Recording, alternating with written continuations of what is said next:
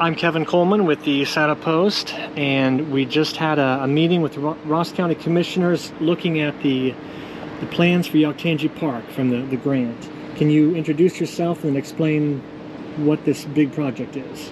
Absolutely. So I'm Michael Salvadore. I'm Community Development Director at American StructurePoint, which is a civil engineering and architecture firm. We're headquartered in Indianapolis, and we operate in states all across the Midwest, including here in Ohio. And our firm, how this all came to be, our firm was hired by the state of Ohio about 1.5 years ago to work with communities throughout the 32 Appalachian counties to develop project concepts for the Appalachian Community Grant Program. The Appalachian Community Grant Program was a state of Ohio funded program that made $500 million available to communities throughout Appalachia on a competitive basis for transformative project ideas in infrastructure, healthcare, and workforce. And so we started working with both the City of Chillicothe and the Ross County Board of Commissioners at the beginning of 2023 to apply for projects that would, at the end of 2023, that application deadline was December of 2023. Throughout 23, we created a concept for Yoctangee Park that would essentially do 3 things. It would add recreational amenities to the park that were desired by the City of Chillicothe in the Choose Chillicothe Comprehensive Plan. So as background and context, the mayor and his team led the city through a comprehensive planning process in 2022 and 2023 where they did extensive public engagement to identify what this community wanted. And one of the #1 recommendations out of that report is additional recreational opportunities inside Yoctangee Park. And so our task was to figure out with the city what those would be and to create a legitimate, vetted engineering concept for those amenities, and they included an amphitheater, pickleball courts, tennis courts, refurbishment, pavilion for community use, new trails, better alignment of certain, there's a lot of details, but that's the idea. The second component of the project is to restore the Chillicothe Armory. Chillicothe Armory is a historic building. It is used today as a gymnasium and for some meetings, but it is an underutilized building. And so this plan, this application got funds to reimagine the building and and put a variety of flexible spaces into it. And so that's the second component of the project. And the third component is to reorganize the road network inside and surrounding the park to create additional parking for people to use the park and to route traffic around and inside the park in a safer way, to reduce the number of vehicles that cut through the park and to enhance the greater pedestrian access to the park from downtown and enhance safety for pedestrians when they're inside the park. So that is the high-level overview of what the project is. The project was funded by the state of Ohio, and they made the announcement here in Chillicothe on May 8th, 2024, that they had awarded the city this grant. And over the past few months, between May and today is August 23rd, we at StructurePoint have been working with the city and the county to refine the concept. So the concept has advanced in thinking. We have done a lot of work over the past year in 2024, but especially since the grant award, to really dial in what this park will be. And so what we presented this morning to the commissioners included an idea that is a little bit different than what we submitted in December, but this idea essentially concentrates the active spaces inside the park, and we see 2 of them, the southern end where the armory is, and the western end where the existing ball field is, and do things to enhance those active spaces. You mean the eastern end? No, the western end by the high school and by the wide the other ball MCA, field. the other ball field, okay. Right. So where we are at the moment, and none of this is final, is we want to build a campus look and feel at the southern end of the park.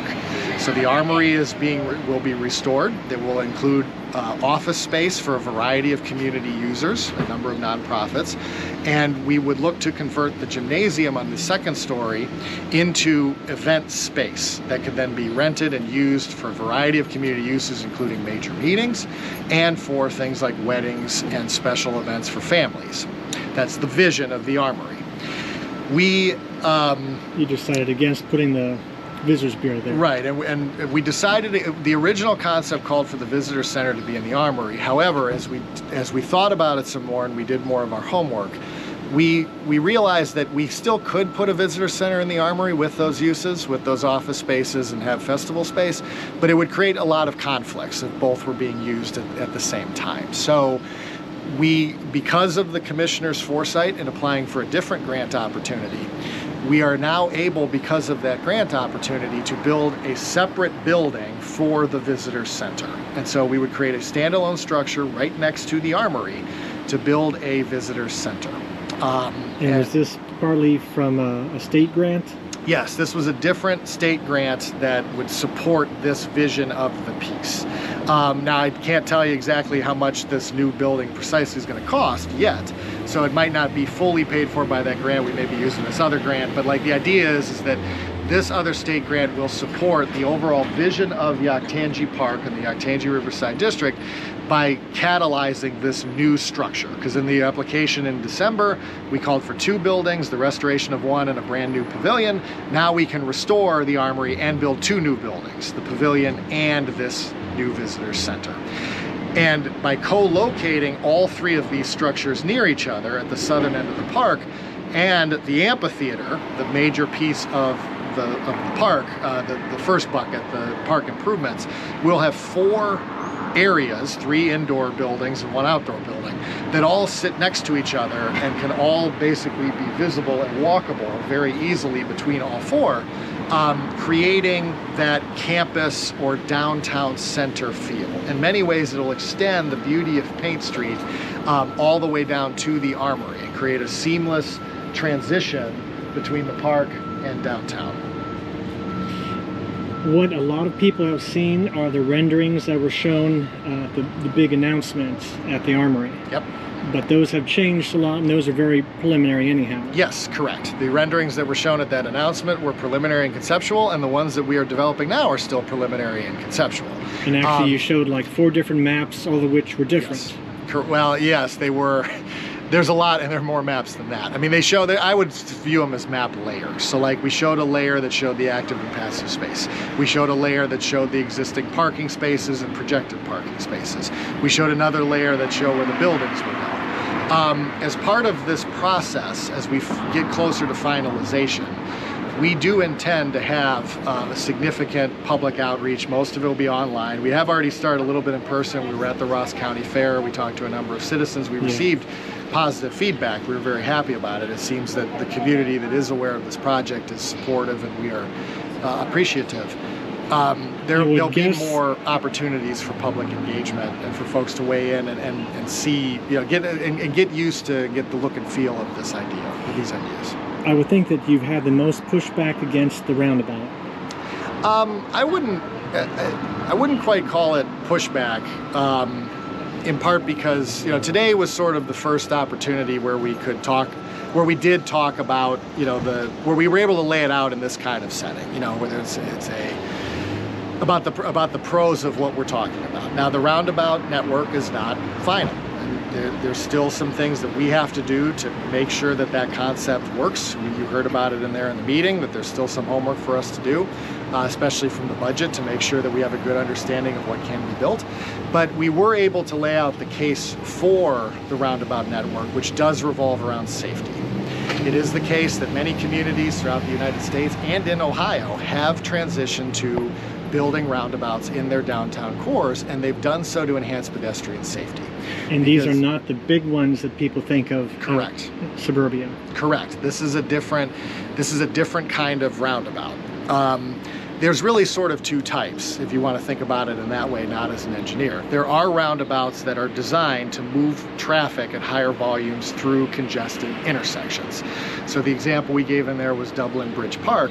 That roundabout, it's at 161 and Riverside Drive, right next to a major development, is a 2-lane roundabout in every direction, and it works very, very well for what it does, which is to move traffic through that intersection efficiently. Not the most pedestrian friendly. But it is less pedestrian friendly because there's a high volume of traffic moving now. Now that intersection is more pedestrian friendly than if it was where it was, but the point is for Chillicothe here is that single lane roundabouts inside downtown cores that are small are very common, and they do enhance safety, because fundamentally, when you are a pedestrian and you're sitting at a four-way stop and you've got a crosswalk signal in front of you, when that light turns green, you walk into the street, there's still traffic moving in directions near you that you don't really quite see, that you still have to be aware of. There's cars coming behind you, there's cars coming in front of you, and you do have to make sure that somebody's going to stop in that intersection from both ways. Those are called in engineering crash points, points of crashes. In a roundabout, when you are a pedestrian crossing, traffic is only coming at you from one direction. It is not possible for traffic to come at you from any other direction because of the way that roundabouts are designed. So when you are at the beginning of a roundabout, you're heading to the middle at a splitter island, you're looking only one direction. You're looking to your left to see if there's oncoming traffic coming at you from the left. You then arrive at the middle of the road in a dedicated splitter island, which is raised above the roadway, and then you look to the right and you're looking to see if there's traffic coming at you trying to enter the roundabout.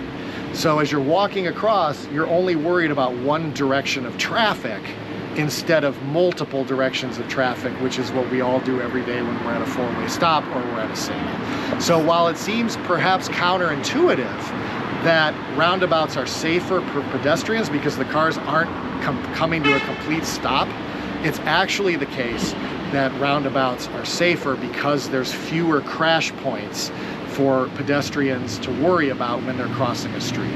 Especially the urban type that's designed for pedestrians. Correct. Okay. And as part of that design, to add more context to that, there are a number of traffic calming measures that go into roadway design. And these are things that maybe are not totally obvious to us when we're out walking around in a place, but if you look for them, you know they're there. And those include raising the intersection. If an intersection has a slight raise to it, then that automatically slows traffic down. There are also things that we'll look at, like speed bumps. That may not occur right out on this one, but there are other ones that we could look at. Speed bumps, traffic calming, lighted signals, where like you have the yellow signal, the diamond shape that shows a pedestrian crossing and it lights up. You push a button that tells people to stop. There are a number of those traffic calming measures that will be part of the final concept for the road network. Well, there was a lot packed into this presentation, and a lot of it is tentative, uncrystallized. How can people learn more? ChooseChillicothe.com. That was the website that the city used during the comprehensive planning process. The city is in the process of getting that site updated so that it can host information about these plans. When we are ready to present final concepts, which will be in the next few weeks, we will have an extensive online survey, an ability for folks to interact with that survey to both learn more about the project, but also to weigh in on things that they like or maybe things that they want to see changed. So we do not intend to have any of this happen in a vacuum. We have been very diligent about public engagement as best we could throughout this entire process. Fundamentally, because this was a competitive grant application that we did not know would ever get funded, and it only got funded a couple of months ago, we've done as much as we could. So even though this project has been occurring for a very long time, the time when it is really ready to present something to the public and for everyone to understand what it is almost, we are almost upon that step. Because what we did not want was for folks to get the wrong impression about what the city or county were doing. We wanted to be ready, the city, the county, us as the engineering firm, to make sure that the public gets the information that is accurate and that they need to, that they can weigh in on to have the best chance for us to get feedback from the public.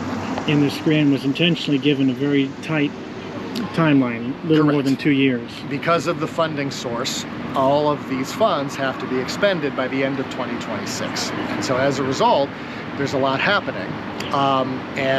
Very soon, hopefully the beginning of next year, there will be some dirt moving in the park in preparation for construction to take place at the end of next year and into 2026. This project will, because of the funding source, will happen quickly. And we're very excited, and actually we see that kind of as a benefit, because sometimes when you talk construction, things take a long time. It's actually kind of very nice that this project is going to happen quicker than other types of projects might otherwise. All right, again, a huge amount of information, but it sounds like a lot of it's going to be made available to the public in a couple weeks, you're saying? Yes, and so for members of the public, you know, please keep an eye out for the City of Chillicothe's websites. Please feel free to get in touch with the city, with Mayor Feeney and his staff. Mayor Feeney and his staff are the ones driving this project. They are responsible for the vision of it. We are just the engineering firm that works to make it a reality. None of this comes from this outside firm. It all comes from local leadership right here in Ross County, the mayor, his staff, the commissioners, their staff, and we're just happy to do our part to help move this forward, and we're very excited. And the county is the conduit for this? Yes, it's a little complicated, but essentially the county received the funding, and that funding goes to the city to hire the contractors and execute the project. And then we, as the engineering firm, are under contract with both those entities, the city and the county, to help oversee and implement the design of these projects. All right, thank you very much. Absolutely.